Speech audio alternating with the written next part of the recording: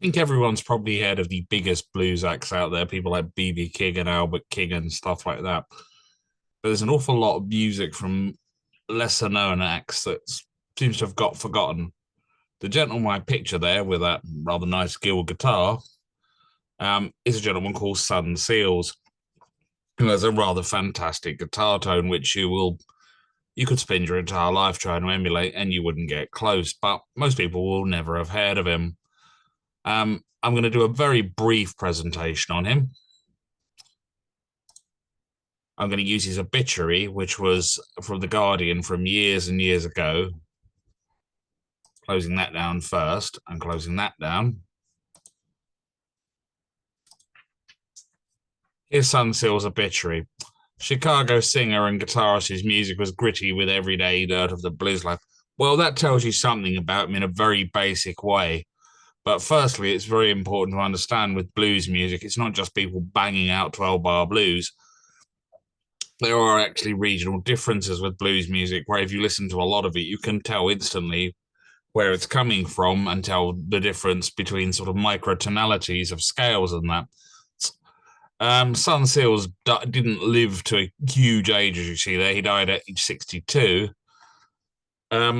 If you want to try his music, I recommend to start with the following track. I Can't Hear Nothing But the Blues. He sums up basically a whole history of blues music in about 7 or 8 minutes there, with a fantastic tone that is just unrepeatable. Most people will not get that tone no matter how much money they spend on guitars, amplifiers, or how much practice they put in, because he's doing something very special there.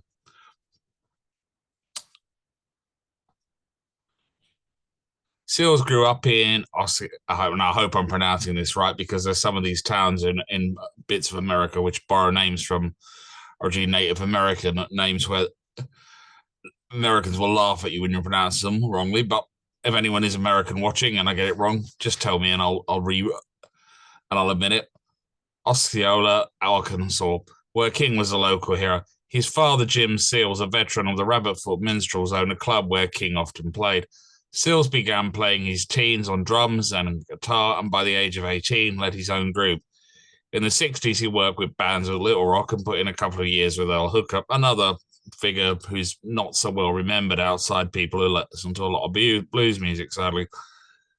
Moving to Chicago in 1971, he took over singer guitarist Hound Dogs Taylor's residency at the Expressway Lounge, and that's another figure that's not so well remembered unless you listen to a lot of blues music.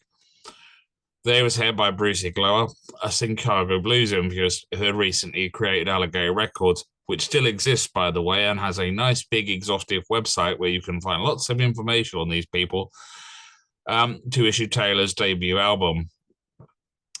The review in the New York Times calls Seals the most exciting young blues guitarist singer in years, and he really is fantastic to watch if you go and Google him up on YouTube. Seals and Alligator maintained their partnership over the next 25 years. There was a period of separation in the late 1980s, felt that his manager, as well as record producer, did not give his career enough attention, but in 1991 they reunited. His studio work was inconsistent. I will admit that's true. Some of his albums are a little bit patchy, but the best of it, and those are the best albums underneath, Midnight Sun and Nothing But the Truth, are incredible albums and incredible bits of music. And they're not just about great guitar playing. There's loads of great guitar players out there.